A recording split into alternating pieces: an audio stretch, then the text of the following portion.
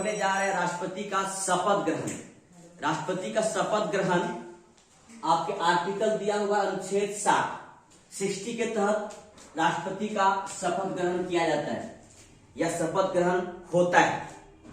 अब सवाल यह है कि राष्ट्रपति का शपथ ग्रहण करवाने वाले व्यक्ति कौन है, हमारे देश के संवैधानिक पद पे कौन बैठे हुए हैं राष्ट्रपति का शपथ ग्रहण करवाते हैं। आपको पता है कि राष्ट्रपति हमारा देश का प्रमुख व्यक्ति है, सबसे प्रथम व्यक्ति है। अगर टॉप लेवल पे जो व्यक्ति तो आपके मन में जहन में ये आएगा कि राष्ट्रपति जब टॉप पे है, सबसे टॉप पर वही है, सबसे ऊपर में है, तो फिर उनको शपथ कौन दिलवाएंगे?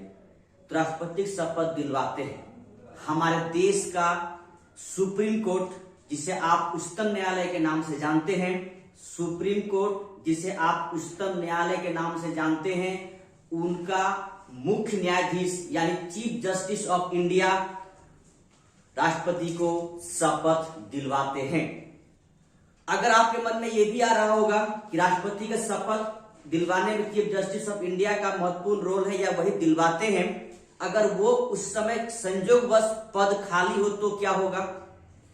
तो पद अगर खाली हो उस समय तो उस न्यायालय का यानी सुप्रीम कोर्ट का या उच्चतम न्यायालय का जो उसमें सबसे ज्येष्ठतम या वरिष्ठतम न्यायाधीश होंगे वो शपथ दिलवाएंगे राष्ट्रपति को। समझिए आप लोग, या तो सुप्रीम कोर्ट के मुख्य न्यायाधीश और नहीं तो उसी न्यायालय का सबसे वरिष्ठ न्यायाधीश राष्ट्रपति को शपथ दिलवाएंगे।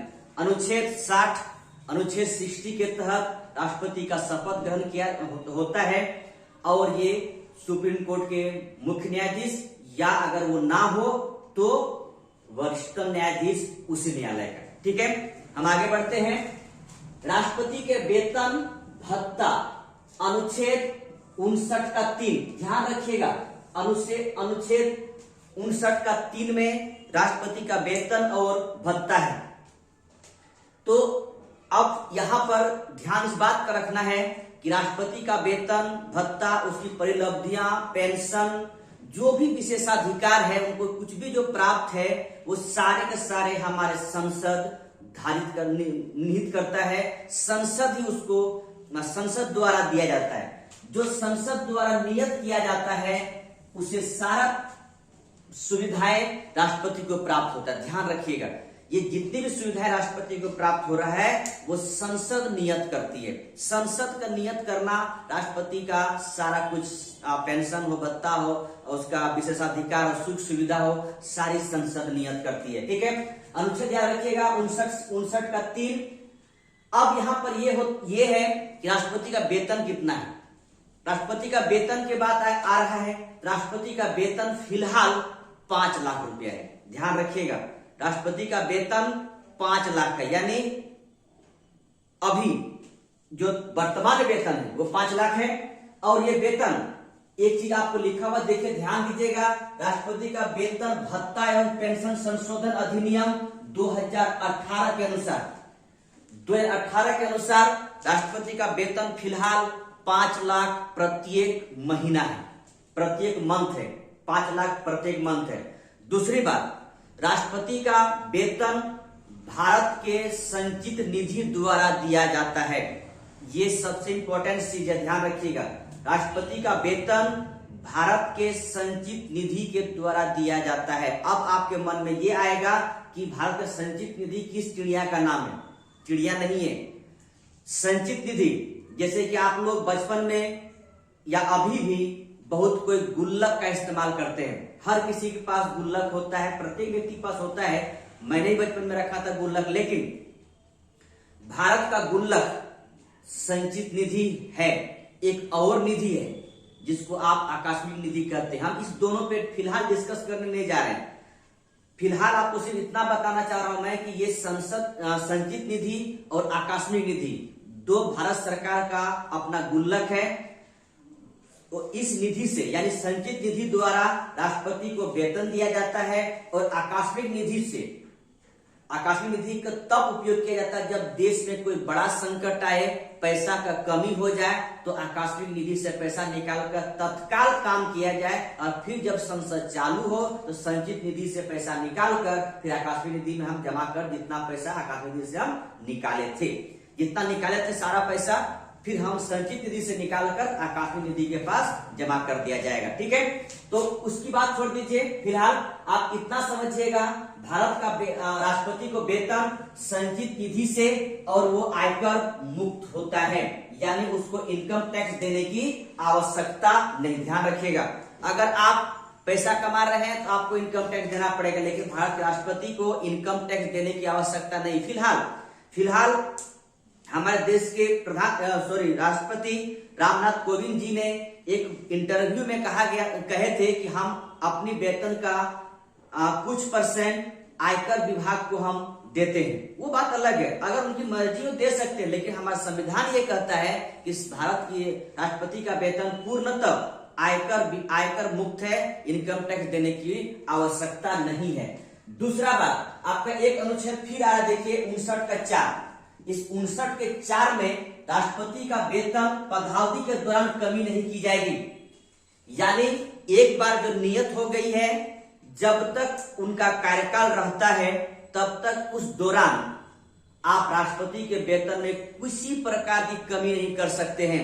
लेकिन इसमें भी अपवाद है, खैर अपवाद के बारे में बता देता हूं। यहाँ पर अगर जब देश में वित्तीय आपात की घोषणा की जाती है किसी प्रकार से, फिलहाल अभी तक देश में ऐसे आने की संभावना नहीं है और दूर तक मुझे नजर नहीं आ रहा है कि वित्तीय आपात लगने वाला है, तो वित्तीय आपात के समय में कुछ भी हो सकता है। लेकिन फिलहाल अगर देश में किसी प्रकार कोई घटना ना घटे, कोई आपातकाल ना लगे, तो उस समय आप पदावधि के दौरान कार्यकाल के दौरान राष्ट्रपति के वेतन को आप कमी नहीं कर सकते। जो एक बार आप नियत कर दिया है वो वेतन में किसी प्रकार कटौती नहीं होगी, और वो आपका अनुच्छेद 59 के 4 में दे रखा हुआ है।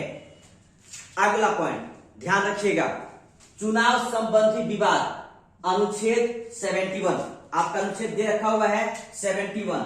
चुनाव संबंधी विवाद अगर होता है, जैसे विवाद किस बात का होगा, तो विवाद किस बात का होगा हम उस बात पे आ रहे हैं। लेकिन अगर राष्ट्रपति और वाइस प्रेसिडेंट का चुनाव संबंधी कोई विवाद होगा, उसका अंतिम निर्णय करने वाले व्यक्ति हैं सुप्रीम कोर्ट। एक इंस्टीट्यूट है, एक तरह का ये संस्था है, आप इसको न्यायालय भी कहते हैं।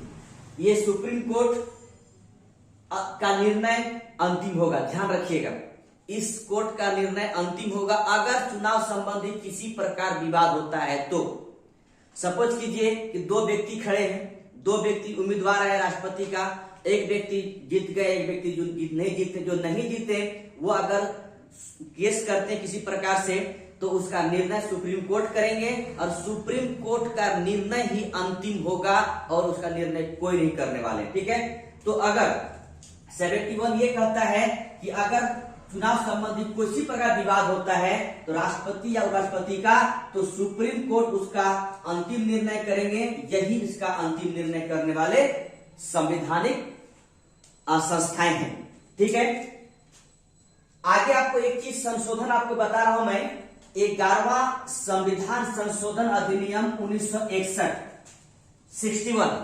61 में ये कहा गया, ये जोड़ा गया था, एक अनुच्छेद जोड़ा गया, वो अनुच्छेद है 71 का 4।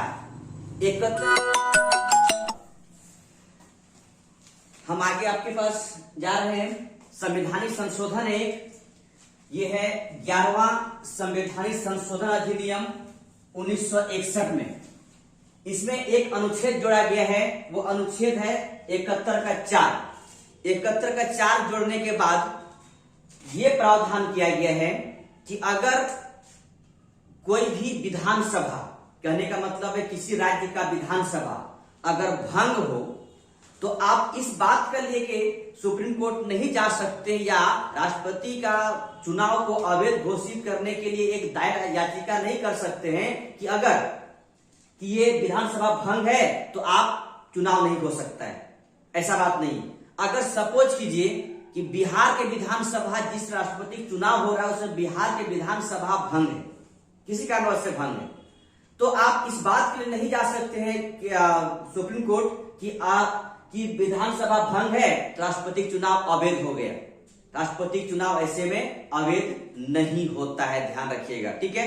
अगर कोई विधानसभा भंग होने के बावजूद भी राष्ट्रपति के चुनाव वैध ही होंगे, अवैध नहीं होंगे। कोई विधानसभा, या मेरे पास 28 राज्य है, 2 यूटी क्षेत्र के विधानसभाएं हैं, तो अगर 30 में कोई एक ऐसा हो या 2 ऐसा हो कि अगर नहीं चल रहा है तो इसका मतलब है कि आप अवैध हो जाएगा, ऐसा बात नहीं है।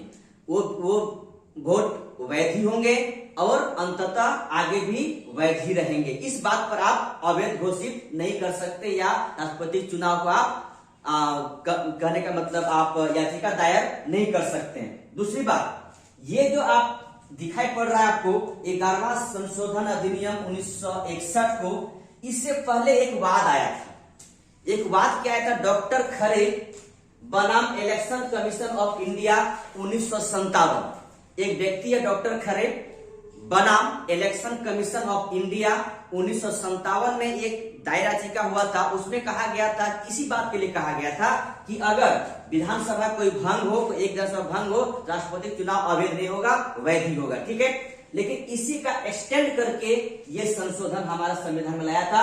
11वां संशोधन 1961 में ये संशोधन किया गया था और एक अनुच्छेद जोड़ा गया, 71 का 4 जोड़कर इस बात का प्रूव कर दिया गया कि अगर कोई विधानसभा भंग हो तो राष्ट्रपति चुनाव अवैध नहीं होगा, ठीक है। तब ध्यान रखिएगा, शपथ ग्रहण सुप्रीम कोर्ट का चीफ जस्टिस, वेतन भत्ता आपको 59 के तहत अब 5 लाख है। और फिलहाल राष्ट्रपति का वेतन, भारत का राष्ट्रपति के वेतन भारत संचित निधि द्वारा दिया जाता है, आयकर विभाग से मुक्त है। उनके कार्यकाल के दौरान में वेतन या किसी प्रकार कमी नहीं कर सकते, वेतन में किसी प्रकार कमी नहीं कर सकते हैं। और अगर कोई किसी प्रकार कोई विवाद होता है तो चुनाव के संबंधित, तो सुप्रीम कोर्ट का निर्णय अंतिम होगा।